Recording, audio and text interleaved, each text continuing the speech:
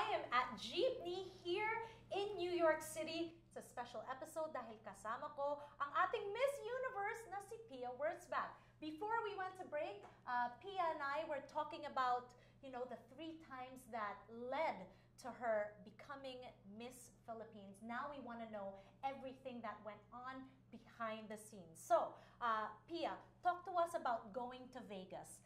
How was that like when, before you were packing for Vegas, what was going on in your mind? Sobrang pressured na ako noon. Yung bago kong punta nasa Pilipinas pa ako, bago yung flight. Ibang klase na naiyak ako sa press con.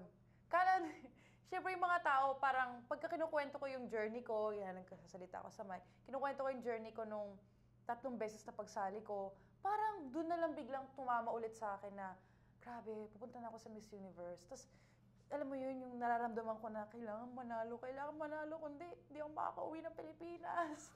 Hindi ka na babalik, hindi ka na magpapakita. Oo, nakakahiya, ganyan. Yung parang yung pressure na ang galing nila Venus, ni Shamsi, ni Janine, ni Ara, ni MJ. Tapos ako, kailangan hindi ko masira yung streak natin dahil for the past 5 years, we've been doing so well in Miss Universe and I didn't want to be the one to break that streak. If anything, we want to win. So, grabe yung pressure sa akin. Nakakatulog ako noon sa pagod.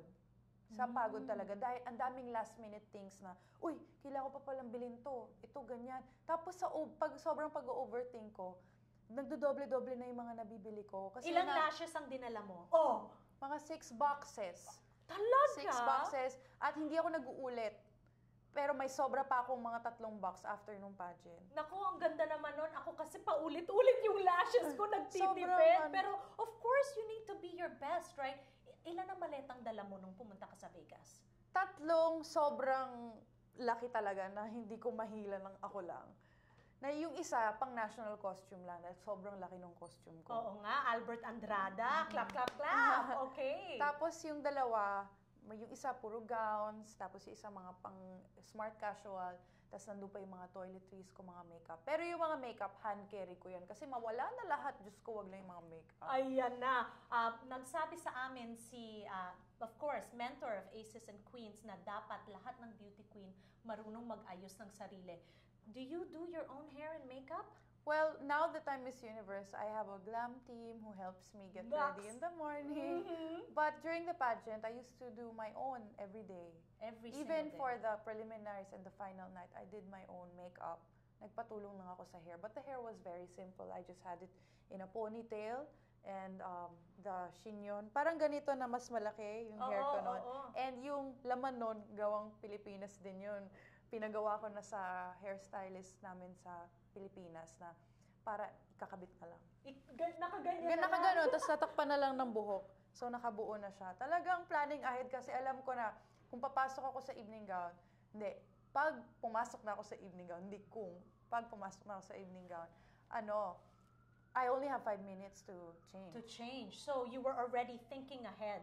Okay, when you got to Vegas, were there certain girls in the pageant na right away you became friends with? Kasi alam naman natin, you have, you know, how many candidates were there? 79 other Imagine 79 beautiful candidates in one room. If that was me, you know, I would be like, diba, was there that that nervousness when you first met everyone? Or kaagad talagang kachika mo na lahat? Kachika ko na lahat pagdating ko. Tsaka very friendly din naman yung mga ibang girls. Di naman totoo yung mga may catfight, yung mga hindi ganon. ba? Wala. Hindi ba yung mga titingin ka sa... Hindi. Titingnan ka from head to toe na sizing you up, kumbaga. Wala. Sa akin, walang ganon. Wala naman. Okay, so who were the girls that you instantly became friends with? Ang unang-unang nakilala ko, kasi ako yung unang dumating na candidate. Ako yung unang nag-register officially. Philippines yung unang-una. Sobrang early bird. Kaya hindi totoo yung Filipino time na yan dahil unang-una ako doon. Oh, di ba? Gigil na gigil. So, Excited Philippines. much. Next yung kasama ko, China.